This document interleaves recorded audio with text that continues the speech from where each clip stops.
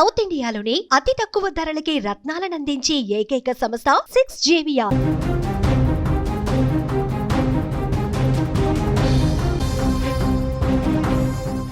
ఉత్తరాఖండ్లో వర్షాలు దంచుకొడుతున్నాయి. ముఖ్యంగా డెహ్రాడూన్లో బీభత్సాన్ని సృష్టిస్తున్నాయి. అక్కడ భారీ వరదలు, విపరీతమైనటువంటి వర్షాన్ని దాటికి తీవ్ర భయాందోళనకు గురవుతున్నారు అక్కడ ఉన్నటువంటి ప్రజలందరూ కూడా.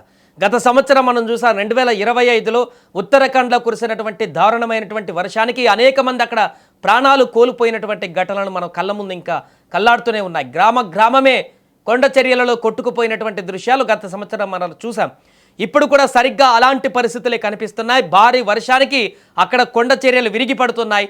అదేవిధంగా తాజాగా డెహ్రాడూన్లో ఒక దారుణమైనటువంటి పరిస్థితి ఇప్పుడు ఏర్పడింది. కొద్దిలో అక్కడ ఉన్నటువంటి పర్యాటకులు, అక్కడికి వచ్చినటువంటి వ్యక్తులు ప్రాణాపాయం నుంచి బయటపడ్డటువంటి పరిస్థితి. డెహ్రాడూన్ పోలీస్ స్టేషన్ పరిధిలోని సంతలదేవి ఆలయం పరిధిలోని నదిలో 7గురు చిక్కుకున్నారు.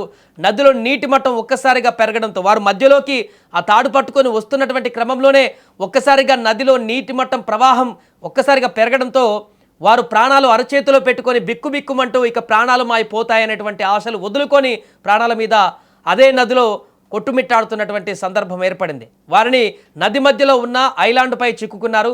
ఇక చుట్టూ నీరు చేరడంతో వారు అక్కడే చిక్కుకుపోయారు. అనంతరం వారిని ఎన్డీఆర్ఎఫ్ బృందాలు తాళ్ల సహాయంతో ప్రత్యేకమైనటువంటి రక్షణ బృందాలు అక్కడికి చేరుకొని వారిని అక్కడి నుంచి తీసుకువచ్చారు. సమాచారం అందిన వెంటనే చేరుకున్నటువంటి ఎన్డీఆర్ఎఫ్ బృందాలు వారిని తాళ్ల సహాయంతో సురక్షితంగా ఒడ్డుకు చేర్చడంతో అందరూ ఊపిరి పీల్చుకున్నారు.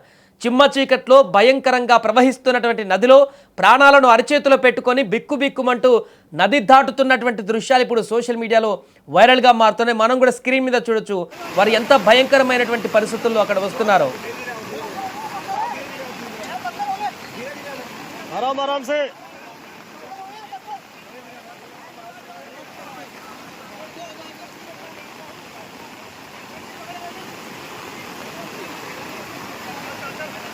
సో అక్కడ ఏ చిన్న పొరపాటు జరిగినా కూడా ఆ నది ప్రవాహం ఎంత వేగంగా ఉంది చూడండి. వీరు ఆ నది అటువైపు దాటేటప్పుడు ఇంత ప్రవాహం లేదంట. అప్పుడు నార్మల్గానే ఉంది.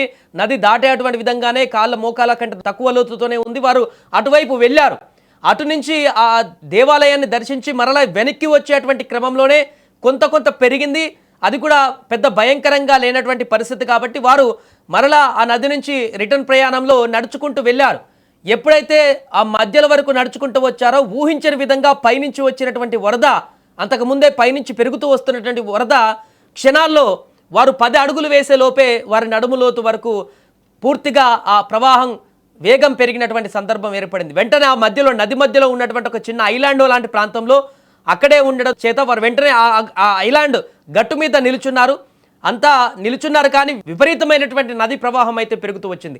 ఐలాండ్ చుట్టూ మొత్తం కూడా ఆ నది వేగంగా పెరుగుతూ ఇంకాసేపట్లో ఆ నది ఐలాండ్తో సహా చిన్న గుట్ట లాంటి ప్రాంతం, అదంతే చిన్న అక్కడ మట్టి కుప్ప లాంటి ప్రాంతము. సో కాసేపట్లో ఆ నది కూడా దాని మీద నుంచి ప్రవాహం వెళ్ళిపోతుంది. ఇక మా ప్రాణాలు పోతాయని చెప్పేసి వారందరూ అనుకున్నటువంటి సందర్భం. కానీ అప్పటికే అక్కడ వారు చిక్కుకున్నటువంటి పరిస్థితిని చూసిన స్థానికులు వారికి ఇన్ఫర్మేషన్ ఇవ్వడంతో ఎన్డీఆర్ఎఫ్ బృందం హుటాహుటిన వేగంగా స్పందించారు. ఇక్కడ వారిని మెచ్చుకోవచ్చు ఎన్డీఆర్ఎఫ్ బృందాన్ని.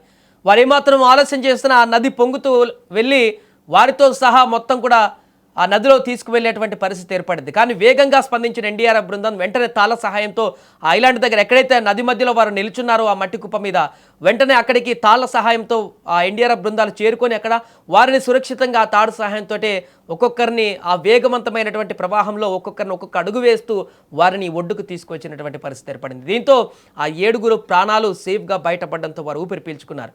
ఇక్కడే కాదు, ప్రస్తుతం ఎక్కడ చూసినా కూడా ఉత్తరాఖండ్లో ఇదే రకమైనటువంటి పరిస్థితి. రాష్ట్రంలో విపరీతమైనటువంటి వర్షాలు కురుస్తున్నాయి. అక్కడ 128 రహదారులు, అందులో 2 జాతీయ రహదారులు కూడా మూతపడ్డాయి గత వారం రోజుల నుంచి. ఈ వర్షాలు మౌలిక సదుపాయాలను నాశనం చేయడమే కాకుండా డెహ్రాడూన్లో ఒక మహిళకు గాయాలు కలిగించాయి. గతంలో కొన్ని రోజుల క్రితం అనేక జిల్లాలలో రహదారి కనెక్టివిటీ కూడా అంతరాయం ఏర్పడింది. రాష్ట్ర అత్యవసర కార్యకలాపాల కేంద్రం ప్రకారం గత కొన్ని రోజుల క్రితము వర్షాల కారణంగా మట్టి కూల్పులు రాష్ట్రంలో రవాణాను తీవ్రంగా ప్రభావితం చేశాయి. అంటే కొండ చర్యలు రహదారులపైన, ఆ యొక్క ఘాట్ రోడ్లపైన విరిగిపడి చాలా ప్రాంతాలలో రోడ్లన్నీ కూడా బ్లాక్ అయిపోయాయి. మనం అక్కడ చూడొచ్చు రోడ్లు కొన్ని ప్రాంతాలలో కూడా నదులను తలపిస్తున్నటువంటి పరిస్థితి. రిషికేశ్ యమునోద్రి జాతీయ రహదారి స్నాన చట్టీలో కూడా మట్టి కూల్పు కారణంగా 3వ రోజు అక్కడ కొన్ని రోజులుగా మూత పడుతూనే వస్తుంది దారంతా కూడా. అధికారికులు ప్రభావిత ప్రాంతాలలో మట్టి మరియు పెద్ద కళ్ళను తొలగించడానికి జాతీయ రహదారుల విభాగం బృందాలు కూడా 24 అవర్స్ అక్కడ పనిచేస్తూనే ఉన్నారు. అత్యవసర వాహనాల రవాణా కోసం ప్రత్యామ్నాయ మార్గం కూడా సిద్ధం చేయబడింది. తవఘాట్ గుంజి రహదారి జాతీయ రహదారి కూడా మాల్ఘాట్ వద్ద మొన్న మూతపడింది. అక్కడ సరిహద్దు రహదారుల సంస్థ కూడా మట్టి తొలగింపు పనులు నిర్వహిస్తుంది. ఇలా ఉత్తరాఖండ్ వ్యాప్తంగా కూడా విపరీతమైనటువంటి వర్షాలు పడుతున్నటువంటి నేపథ్యంలో ప్రజలందరూ కూడా అప్రమత్తంగా ఉండాలంటూ అధికారులు చెప్తున్నారు. ఎందుకంటే అక్కడ ఉత్తరాఖండ్లో మనందరికీ తెలిసిందే, ఎక్కువ ఘాట్ రోడ్లు ఉంటాయి, ఎక్కువ కొండ చర్యలు విరిగిపడేటువంటి అక్కడ ప్రాంతాలు ఉంటాయి. గత సంవత్సరం చూసాం అక్కడ ఎంత దారుణమైనటువంటి పరిస్థితులు ఏర్పడ్డాయో. చాలామంది పదుల సంఖ్యలో ప్రాణాలు కోల్పోయారు హెవీ వర్షాల కారణంగా. మరలా ఇప్పుడు అలాంటి సిచ్యువేషన్సే కనిపిస్తున్నాయి కాబట్టి జాగ్రత్తగా ఉండాలి. కొండ చర్యల ప్రాంతాలలో ఉన్నటువంటి ప్రజలు అప్రమత్తంగా ఉండాలి. లోతట్టు ప్రాంతాల ప్రజలు కూడా సేఫ్ ప్లేస్కి వెళ్ళాలంటూ కూడా సూచనలు చేస్తున్నారు. ఏదేమైనా ప్రస్తుతము ఉత్తరాఖండ్ డెహ్రాడూన్లో నదిలో చిక్కుకున్నటువంటి వీరును బయటికి రావడం అనేది, దానికి సంబంధించిన వీడియో దృశ్యాలు అయితే ఇప్పుడు సోషల్ మీడియాలో విపరీతంగా వైరల్ అవుతున్నాయి.